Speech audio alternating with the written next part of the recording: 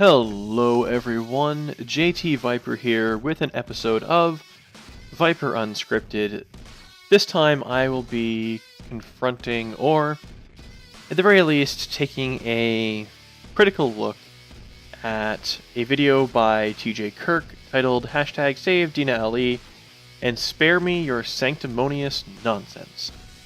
Now, I won't be going over the entire video, it's really just one sentiment or one particular outlook that TJ appears to have, or a misunderstanding, a misconception he seems to have with groups like Trump supporters, the Trump administration, and individuals like Kraut and T and others who have expressed anti-Muslim sentiment when it comes to Muslims immigrating into Western nations.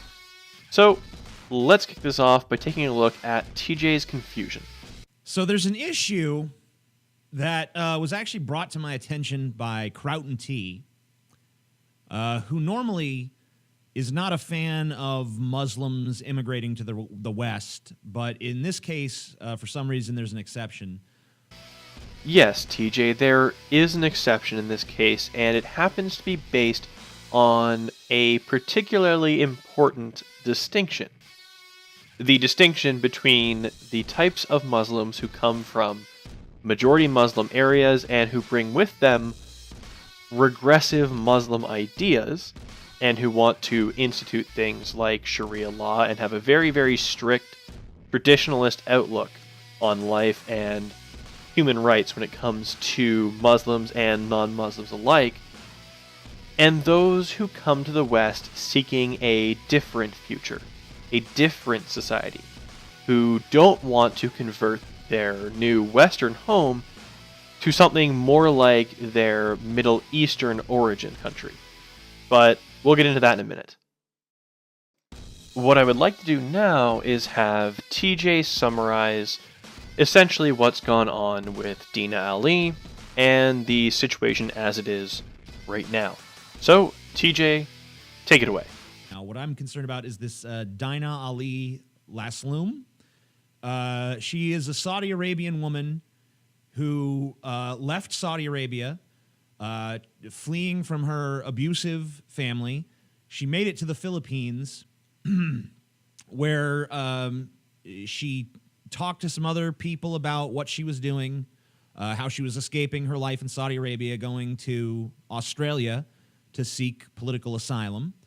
And I guess some of the people she talked to went and spouted it off on Twitter, and the Philippine authorities got wind of it, and they seized her passport, and they're sending her back to Saudi Arabia to repatriate her. I cut out a quick section there just about how people talked about it on Twitter, and that's how it probably got around to the authorities in the Philippines. But all in all, a solid summary of the facts by TJ. Dina Ali was attempting to flee to Australia via the Philippines from Saudi Arabia. She was fleeing because of an extremely abusive family, and she wanted to start a new life in the West where she could actually enjoy some, basic human rights. She was stopped in the Philippines, taken into custody by the Philippine authorities, prevented from leaving the airport. They took all of her papers and whatnot, and they waited for individuals from Saudi Arabia to take her back on a plane to Saudi Arabia to be brought back to her family to see punishment as they see fit, which will, as news has come out recently, indicate that she will probably be the victim of an honor killing in order for this family to clear the name which they feel she has besmirched by attempting to flee the country. So I want to get back, though, to TJ's outlook on the whole Muslims coming to the West and people who are typically against mass Muslim immigration but who support an individual like Dina Ali. But before we look at TJ's outlook on that issue, I just want to make it clear that TJ does understand the position that Dina Ali is in and the reasons for which she is attempting to flee and seek asylum in a westernized nation. So, let's roll that.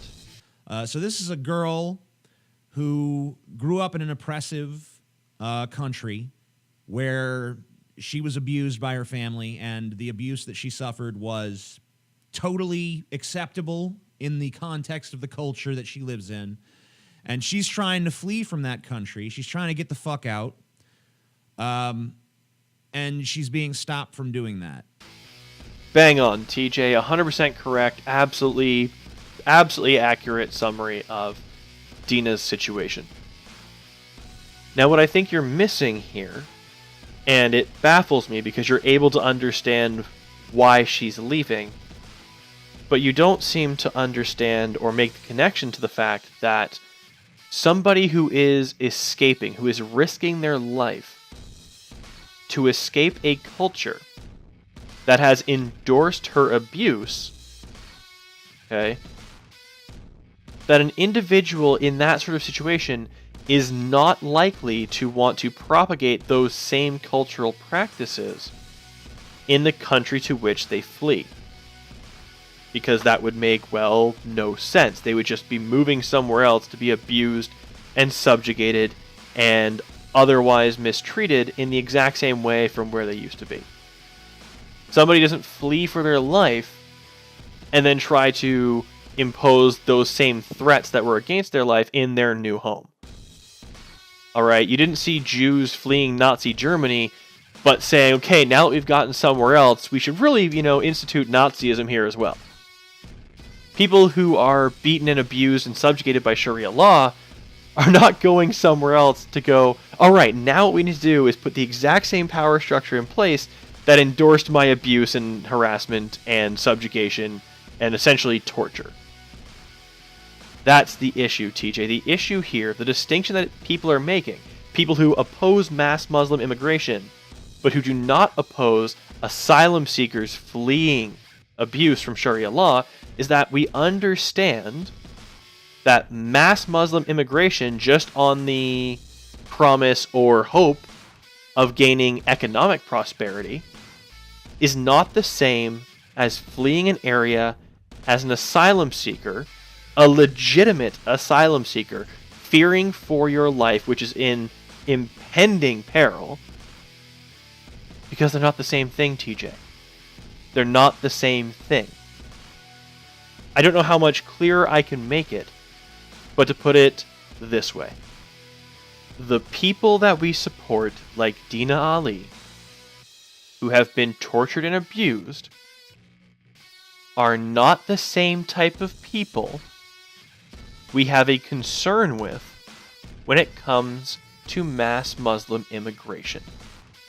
When it comes to mass Muslim immigration, we are concerned about individuals who seek to propagate Sharia law, who seek to spread Islamic control, and who want to expand and grow the number of nations who operate under this cultural system.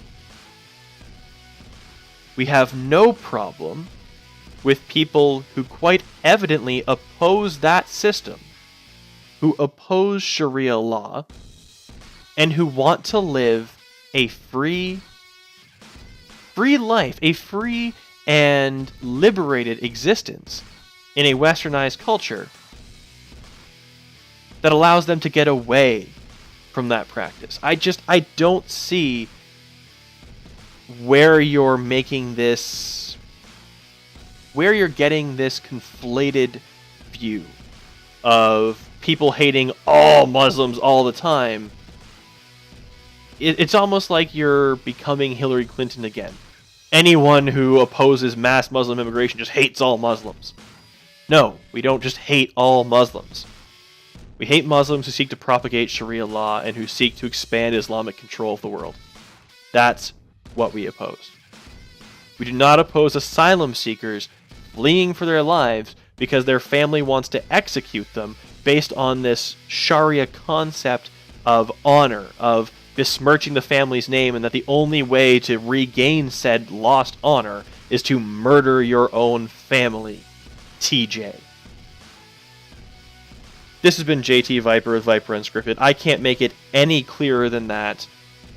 TJ, if you watch this isn't meant to be disrespectful. It's just I don't understand why you're not making that connection. Have a good one, everybody. Viper out.